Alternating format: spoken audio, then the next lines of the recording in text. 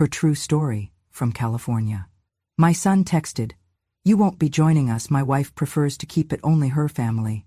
After I paid for the whole vacation, so I froze the travel fund before takeoff. They boarded the plane. The card didn't. "You should understand your place. My wife prefers to keep the vacation just for her family. You've already done your part by paying." That was the text my son sent me at exactly 11:02 p.m. 2 nights before the family trip I had been planning, funding, and dreaming about for 3 years. I sat at the kitchen table, my reading glasses perched on the tip of my nose, the soft hum of the refrigerator the only sound in the house. I had just finished placing the last set of travel-sized sunscreen bottles into the zippered bags I had labeled by hand, one for each grandchild. My hands were still sticky with tape from wrapping little souvenir bags with keychains that said "Aloha" and "Grandma loves you." The phone buzzed again. Another message. "Don't take it the wrong way, Mom. It's not personal. It's just simpler this way." I did not reply. I stared at the glowing screen until it went dark. Then I placed it face down on the table. He didn't call. He didn't say thank you. He didn't even bother to lie with kindness. Just a cold, quiet reshuffling of family, where the woman who raised him had become, in his words, not part of her family. I had known things were changing. It wasn't just the way Tanya, my daughter-in-law, corrected me in front of the kids, or the way she rolled her eyes when I told stories from when my husband and I first visited Hawaii on our honeymoon. It wasn't even how she started hosting holidays at her mother's house and forgot to mention it until the day before. No, what told me everything I needed to know was the way she had looked past me. Not through me, but past me, like a waitress at a restaurant that had already dropped off the check. Still, I never thought Nathan would go along with it.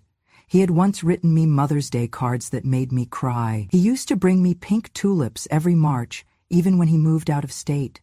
When he was a boy, he told his teachers I was his best friend.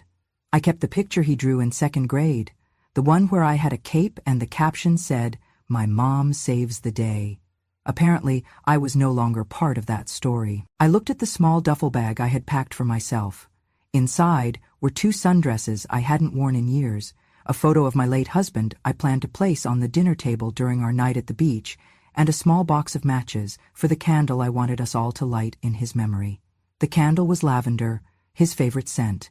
I had imagined us standing on the sand, barefoot, as the sun dipped into the ocean. I imagined my grandson holding my hand, asking, "Did Grandpa love the beach too?"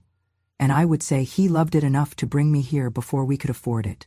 He loved it more because he shared it with me. But that wouldn't happen now, because I wasn't invited. I had paid for the beachfront villa.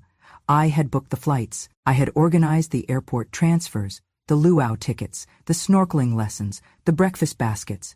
I had spent hours on the phone with a travel agent, making sure the beds were soft enough for the kids, the walkways flat enough for Tanya's mother's bad knee. And now I was a line item that had been crossed off, the ATM that wired the funds and then quietly disappeared. I sat in the kitchen a long while. The clock ticked toward midnight. The house was dark around me, but I didn't turn on the light. I let the dim glow of the under-cabinet bulbs cast long shadows over the counters I had scrubbed earlier that evening. For a moment, I felt shame. Not anger, not even sadness, just shame. The quiet, aching kind that makes you feel like a fool for hoping. I thought about calling him. I even picked up the phone. But what would I say? "That hurts?" He knew that. "You've changed?" Of course he had. "Please let me come." I couldn't beg. Not after all I had given. I set the phone back down. Instead, I got up, walked slowly to my desk in the den, and turned on my old laptop. The screen blinked awake, sluggish but familiar. I clicked open the folder labeled Hawaii Travel Fund. There it was, the total I had been building toward since the day I retired, $21,763.84. It had started with $10 bills tucked away in envelopes. Then I began selling old furniture, then tutoring English online at night. Every dollar had gone into this trip. I had set up a travel fund account, linked the payments for the villa, the airline tickets, the services. I had also set up all the cards to pull from one primary source, mine, because I trusted them, because I thought trust was something I had earned. The cursor blinked. I hovered over the button that said, "Freeze account." A simple click would pause all payments. A phone call to the travel agency would halt everything. I didn't click, not yet. Instead, I opened a blank document and I started typing something else. Not a response to Nathan, not a plea. A list. A new list. Of names. Women from the church who hadn't left the state in 20 years. My friend Carol, whose son hadn't spoken to her since she got cancer. Louise, who buried her husband last fall and still brought his photo to Bible study. Frances, who helped raise her grandkids but wasn't invited to their graduations. Beverly, who told me last month that no one had ever taken a picture of her on the beach. I saved the file. Then I went back to the bank page. I clicked freeze. A small box popped up. Are you sure you want to pause all linked transactions? I clicked yes. Another message.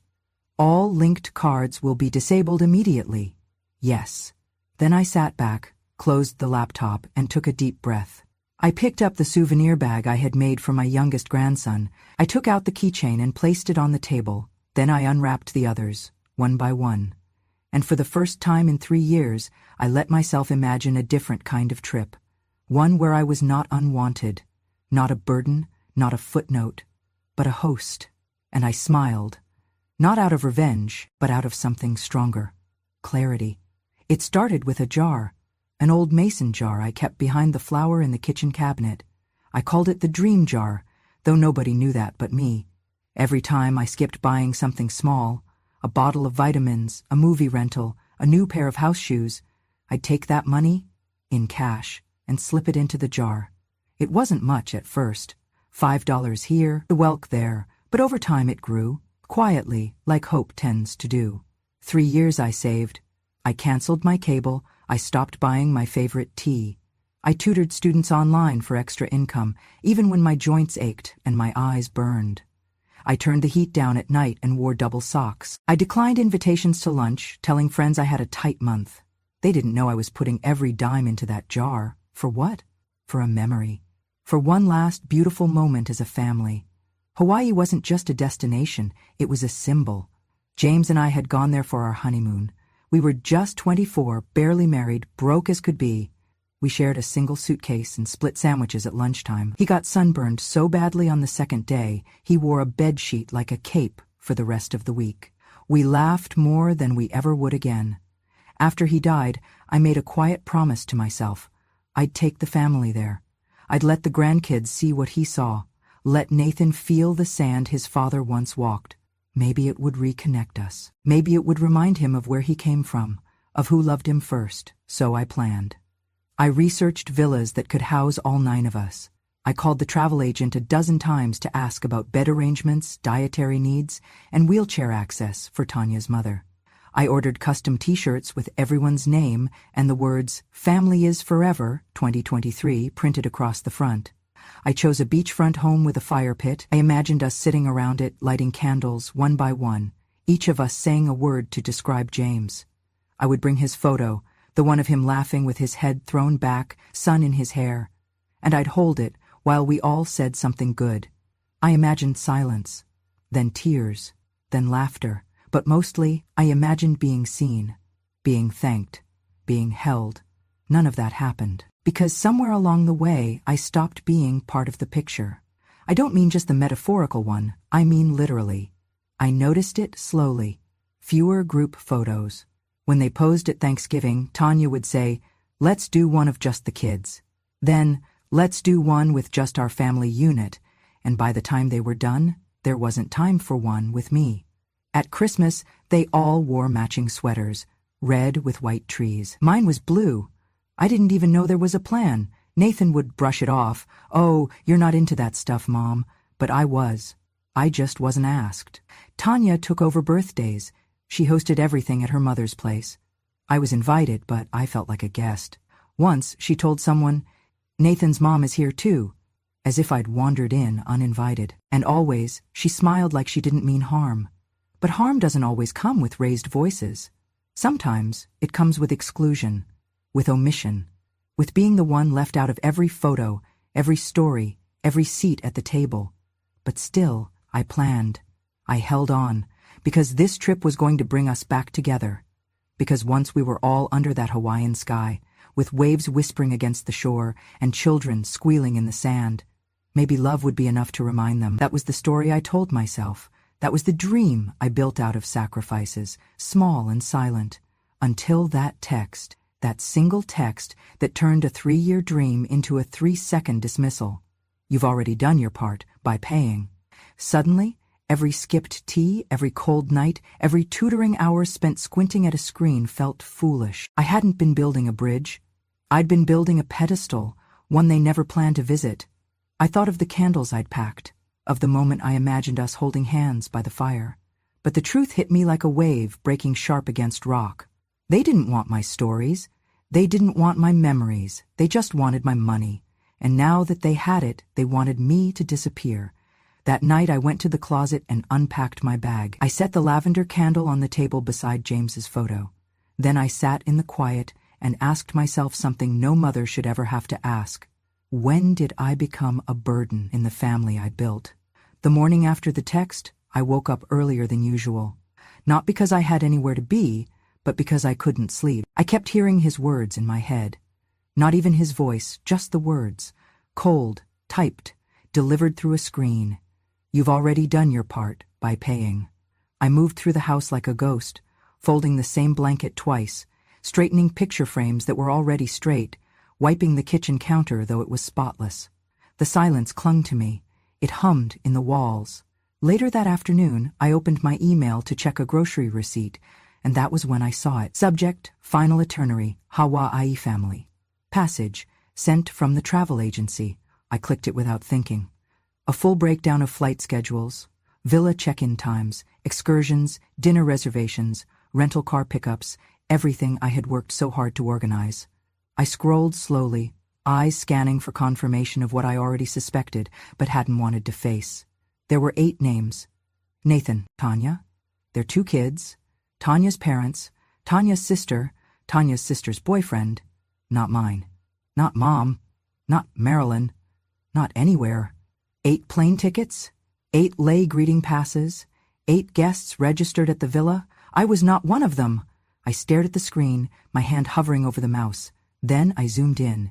Maybe there had been a mistake. Maybe I was under guest 9. Maybe they'd added me separately. Maybe, but there were no other attachments, no side bookings, no separate confirmation, just 8. I sat there for a long moment, then I closed the laptop gently, like it might break if I moved too fast. That evening, Tanya called. Not Nathan, Tanya. Her voice was overly cheerful. We're just wrapping up packing, she chirped. I hope everything's set on your end money-wise. I think the final payment hits tomorrow, right? I didn't answer right away. Then I asked softly, Is there anything you need me to bring? A pause. A sharp, awkward silence. Bring, she echoed. Oh, no, you don't need to bring anything. I pushed gently. Just wondering if I should pack any games for the kids or snacks for the flight. I know sometimes they get motion sick. She cut me off, still smiling, but with steel in her voice now. Marilyn, we've got it all handled. You really don't need to worry. In fact, we were thinking it might be best if you took this trip to rest. Stay home. Focus on you. She didn't say it with malice, but the finality was there. They had planned the whole thing with me excluded, and were now pretending it was for my own good. After the call ended, I stood in my kitchen, staring out the window at the bird bath James had installed 20 years ago. The water was still, not a ripple. Just like me, not angry, not shocked, just still. I walked to the closet, pulled down the small fireproof lockbox and opened it. Inside were the documents I'd kept since opening the travel fund, the account I created, the account I funded, the account linked to every single booking. I flipped through the forms. There it was in bold letters, account holder Marilyn Rose Monroe, authorized users none, no co-signers, no shared ownership, no alternate access. I sat down and opened my banking app. There it was. Travel fund, $21,763.84. Status, active, linked cards. 6 primary billing owner, me. That's when I started thinking about how easily they had erased me. How confidently, how they had spent my generosity like it was their right, and discarded my presence like it was a burden. I was never meant to go. They just needed the money. It had never been our vacation. It was a transaction. and I had been the bank. But the thing about banks is, they can close. I did not make any decisions that night. Instead, I turned off the phone, made myself a cup of peppermint tea, and sat with it. I let myself feel it fully, not just the insult, but the clarity. They did not forget me. They omitted me. And worse, they assumed I would be too passive, too old, too grateful for crumbs to notice. They thought I'd stay in the shadows and smile anyway. They forgot who raised them. I closed the app, and for the first time in months I slept through the night. I didn't yell. I didn't cry. I didn't call anyone to announce what I'd discovered. No dramatic phone calls, no explosive accusations. I simply made tea, sat in the chair James used to call the lookout, and stared out the window while my laptop blinked awake beside me. The house was still. No TV, no radio, just the wind tapping against the pane, and the occasional hum of the fridge. And in that silence, something inside me settled, not like calm, but like stone. I was no longer confused. I was no longer waiting for an apology. I was planning. I opened the banking application and scrolled to the travel fund section. My name was still at the top, account owner. I checked the linked cards, 6 in total. 1 for the resort, 1 for the car rental company, 1 for the airline, 3 for incidentals, food, excursions, entertainment, all set to auto-draw from the same source, my fund. I clicked the settings tab. There it was, transaction lock, freeze mode. I hovered over the toggle. A small note beneath it read, "Activate this setting to pause all outgoing charges from this account. Linked cards will be disabled. No new charges can be authorized without account owner verification." 1 click. That was all it would take. But I didn't click it yet. Instead, I opened another tab, the one for my calendar. I marked the departure day with a red circle. They were scheduled to leave LAX at 10:45 IEM, local time. If they arrived 2 hours early for check-in, that meant I'd want the freeze to begin at around 8:15 IEM, just as they queued up at the gate, confident everything had been paid for. That would be the moment the cards stopped working.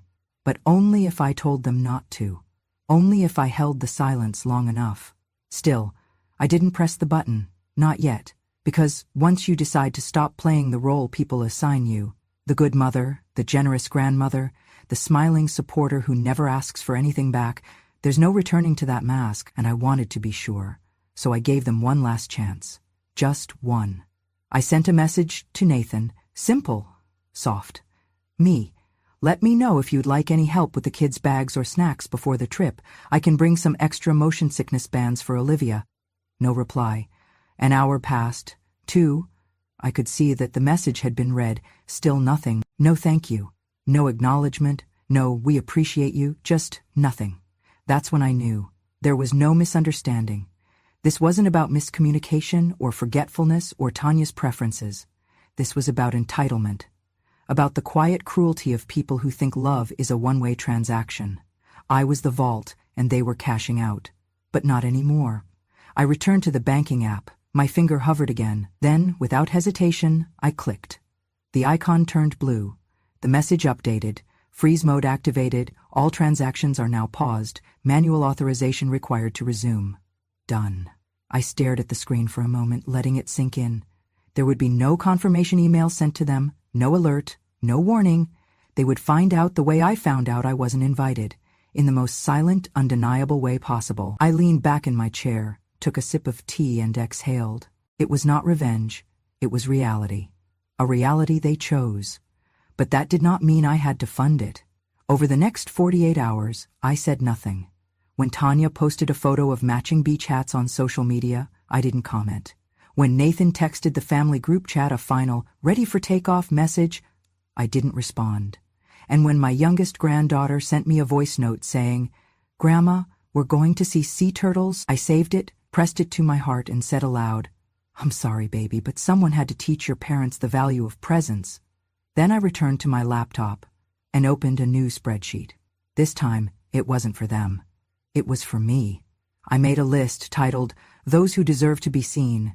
At the top, I wrote, Carol, Beverly, Louise, Frances, Nora, Denise, each one a woman like me, overlooked, underestimated, overused. and beneath each name I began mapping what a vacation could look like, not for reward, but for restoration, not out of pity, but out of power, because if I was going to be the one holding the checkbook, I would decide who was worth the trip. That night I slept with the window open. The wind whispered, like a secret finally spoken. They had their bags packed. They had their boarding passes printed. They thought the only thing left was the flight. But the flight runs on more than fuel. It runs on trust. And they had none left with me. They left for the airport with matching luggage, straw hats, and that soft, smug air people wear when they think everything has gone exactly according to their plan. Tanya posted a photo on Instagram from the backseat of the Uber, the kids grinning, Nathan making a peace sign, her own caption reading, "Off to paradise, family only," the last part cut like glass. I saw it while sitting at my kitchen table, sipping coffee from a chipped mug I had owned since before Nathan was born. The same mug he once made me breakfast in bed with when he was 9 years old. I did not like what I felt, but I did not look away. I watched their story unfold, frame by frame. At the airport, at check-in, at the gate, luggage stacked, kids jumping. Tanya's mother posed beside the airline sign like it was a red carpet. 8 smiles, no seat for me. Then the message came in. "Nathan, hey, getting weird error at check-in. Can you check the travel account real quick?" I didn't reply. 5 minutes passed, then another. "Nathan, they're saying the card was declined multiple times. You see anything on your end?" Still, I said nothing. Then the calls started. At first, 1 every 10 minutes, then every 5, then back-to-back. Voicemails followed. "Mom, it's me. Just give me a quick call, please." "Okay, I'm not sure what's going on, but we can't get the rental confirmed. It's saying funds unavailable. Can you look? Mom, please, the kids are freaking out. Just tell me if something happened to the account." I kept the phone face down. The clock read 8:27 a.m. The flight was scheduled to depart at 10:45 p.m. I pictured them standing at the counter, scanning and re-scanning those plastic cards, Tanya growing more frantic with each beep of denial, her parents asking questions in low, sharp tones, Nathan sweating, trying to pretend he was still in control. Then came a voicemail with a different tone. A low, urgent whisper. "Mom, I don't know what you did, but if this is because of the text, can we please talk?" No apology, no admission, just an offer to talk, now that their plans had fallen apart, and still I said nothing. The resort called next, not to my phone, but via email. Subject: Booking cancellation request confirmed. Dear Miss Monroe, we have processed the requested cancellation of your villa booking. Due to the account freeze, associated charges have been reversed. As per your authority as the sole account holder, no further action is required. We hope to welcome you in the future. I read it once, then twice, and finally I allowed myself a small, bitter breath of release. They would not be welcomed. Not there. Not now. Maybe not ever. At 10:40 a.m. Nathan texted again. "We're boarding. Call me, please." But I didn't. They took off without a place to land, because money is only a guarantee when backed by trust, and they had broken theirs. By noon I had over 50 missed calls. From Nathan, from Tanya, even from her mother. I didn't listen to any more voicemails. I went for a walk instead. The air was warm, birds chirped. A neighbor waved and asked if I was heading anywhere for spring break. I smiled and said, "Not yet, but soon." When I returned, the phone had finally stopped ringing. Instead, there was one new message. "Nathan, look, if this was about what we said, maybe we messed up, okay? I don't know, things got twisted. But the kids are here, they're excited. We can still fix this. Please, just unlock the account. I promise we'll talk everything through when we get back." I stared at the screen. They wanted the vacation and postponed the apology. They wanted forgiveness without confession. They wanted me to fund their joy while they exiled mine. So no, I did not unlock the account. I did not answer the message, and I did not explain myself. Because I owed them nothing. Because sometimes silence is the only reply strong enough to be heard. The refund arrived 2 days after their flight. It came in small notifications, one by one. First the resort, then the rental car company, the airline taxes and fees, the tour packages, the private chef deposit, the lays, the luau, the snorkeling excursion, all returned, all reversed, all mine again. My travel fund account, once drained by love, was full again. But this time, love would not be blind. This time, I would spend it differently. Not for appearances, not for people who viewed me as a wallet with wrinkles. This time, I would spend it on those who knew what memory was worth, because they too had lived lives of giving without being seen. I opened my notebook, the same one I had used to write down James's favorite songs, his old fishing recipes, and the names of every grandchild. I flipped to a clean page and wrote 3 words at the top: The Forgotten Women. Underneath, I began listing names. Carol from church, a widow whose children hadn't visited in 5 Christmases. Frances, who still wore her wedding ring, even though her husband had left her 30 years ago. Beverly, who cared for a brother with dementia and slept on a cot beside his hospital bed. Nora, who once told me, the worst part of old age isn't the pain, it's the invisibility. Lucille, my old neighbor, a retired librarian who'd never seen the ocean. And Dottie, who had once given me a ride to the clinic when I twisted my ankle and never let me repay her. I made 6 phone calls. Each conversation was the same: hesitant hellos, followed by stunned silence, then disbelief. You want to take me where? Hawaii, dear. For 1 week. No catch.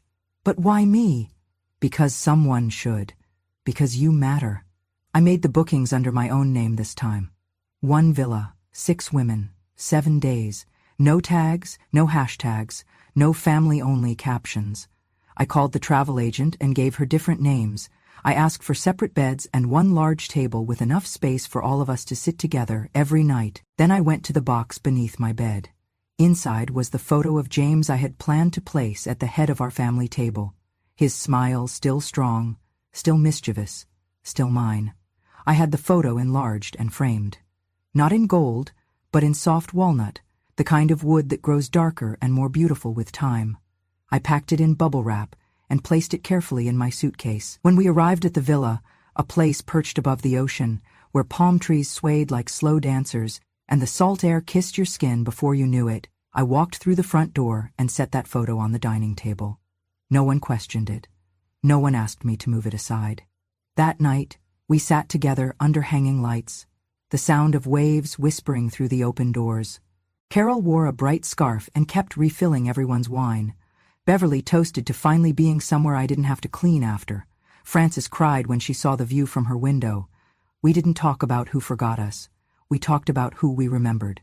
We didn't compare scars. We showed each other the strength beneath them.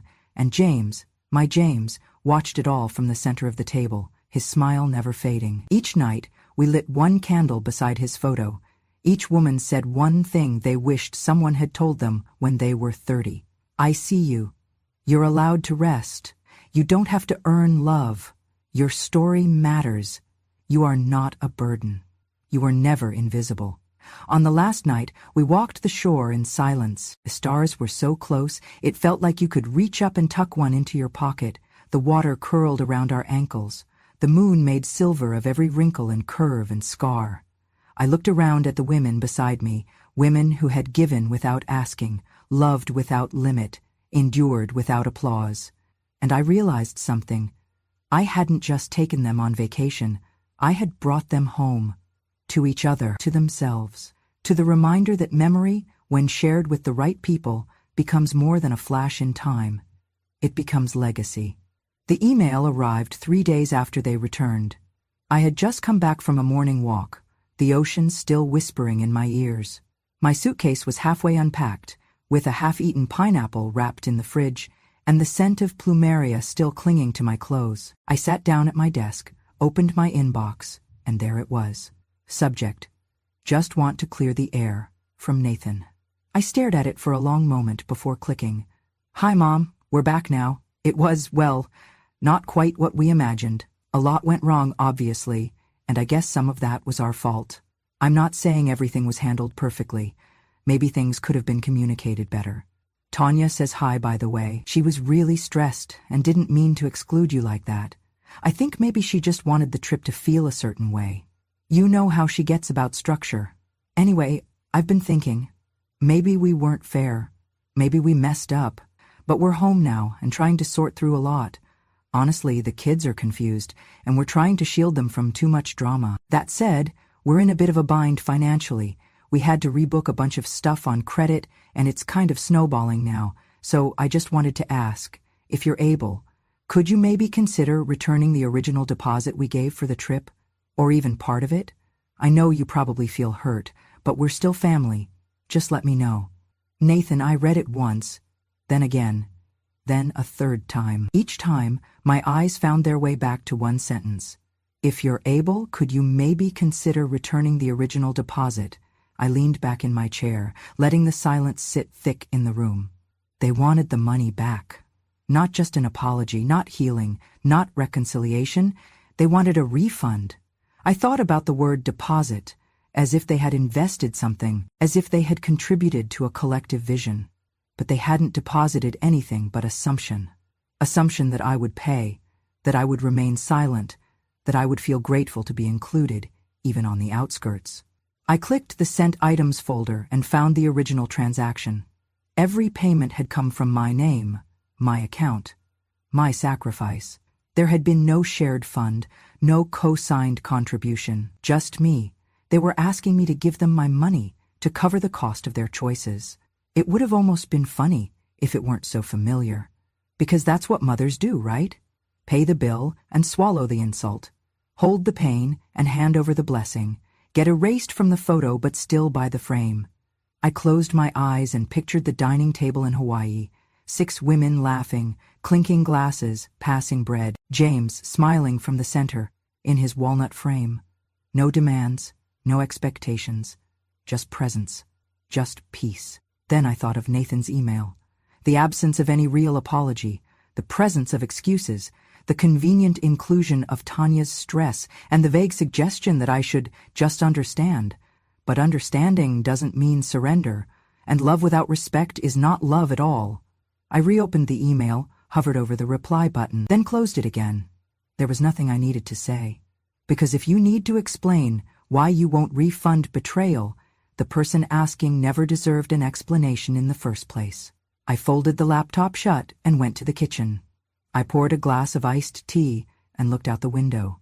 A bird dipped low across the yard, brushing past the wind chime James had bought on our 35th anniversary. It sang a note as light as memory, and I smiled.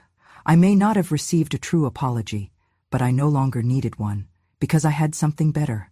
I had clarity, and I had kept what was mine. I sat on the beach, toes buried in the warm, forgiving sand, watching the tide roll in like breath itself. The sky was the kind of pink that only appears in postcards or memories you swore you'd forgotten. Behind me, the villa glowed with the sounds of women laughing, not loudly, not for show, but in that low, full way that comes from somewhere deep, from someplace healing. Frances was telling a story about the time she took the wrong bus and ended up 3 towns away from her wedding rehearsal. Carol was trying to teach Beverly how to hula, with a flower tucked behind one ear. Dottie was singing an old lullaby under her breath. And Nora, sweet Nora, was writing a postcard to herself, addressed to the home she said no one had written to in over a decade. I watched them and thought, this is what family looks like when no one's trying to impress each other. Just presence. Just joy, just permission to be. It had taken me a long time to understand that love doesn't come with volume, it comes with consistency, with showing up, with listening, with choosing someone even when they're no longer convenient. That night, after dinner, we gathered outside on the patio. I pulled out the candle. Lavender, the last one. I had brought 7. 6 were already lit, each one by a different woman, each one carrying a memory, a name, a goodbye they'd never been allowed to say aloud. Now it was my turn. I set James's photo at the center of the table. The women fell quiet. I held the matchstick in my hand. This, I said softly, was supposed to be for all of them, for my family. But I think maybe it was always meant for this. I struck the match. The flame flared, then steadied. I lit the candle and watched the wax begin to melt, slow and certain, like time itself. One of the women, Beverly, reached over and touched my hand. I didn't think I'd feel this again, she whispered. Peace, gratitude, like I mattered. She looked at me, tears welling in her eyes, and I didn't think it would come from someone like you. Someone like me? I asked, smiling. Someone who knows, she said, what it's like to give everything and still be left outside the door. I didn't respond. I just held her hand a little tighter. After the candle burned for a while, I stood up and walked down to the edge of the beach. The women followed behind me, slowly, barefoot, each carrying a seashell or a ribbon or a single written name tucked in their pocket. We formed a circle in the sand. No ceremony, no script, just silence. And then I said it, not to them, not even to James, but to the part of me that had needed to hear it most. I'm not sad anymore. Because I wasn't. I wasn't angry either.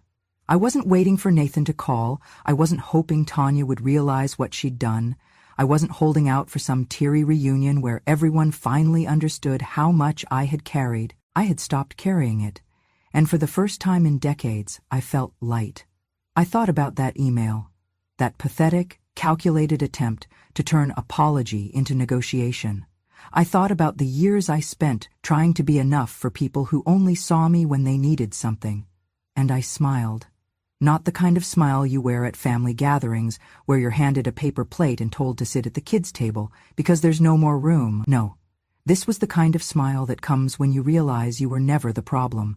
You were just giving your best to people who'd already decided it wasn't enough. That's when the words came. Quiet as the wind.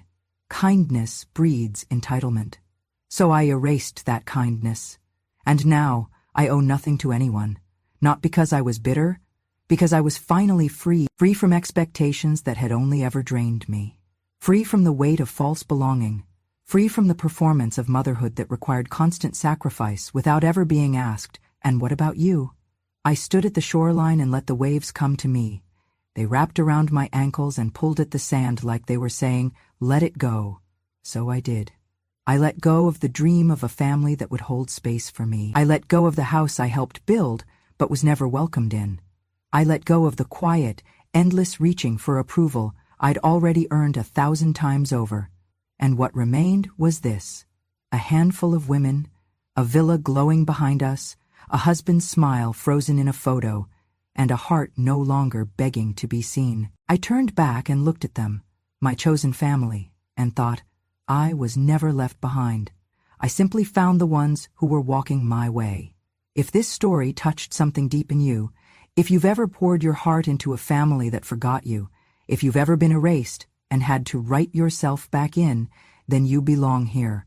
This is Grandma True Stories, where silence becomes strength and memory becomes power. We tell the stories no one else dares to, of mothers discarded, of women who endured, of legacies rebuilt, not with noise, but with truth. So if you believe kindness isn't weakness, but wisdom that waits, if you believe that being forgotten isn't the end of your story, but the start of a better one, subscribe to Grandma True Stories today. Because when a grandma speaks, the world finally listens.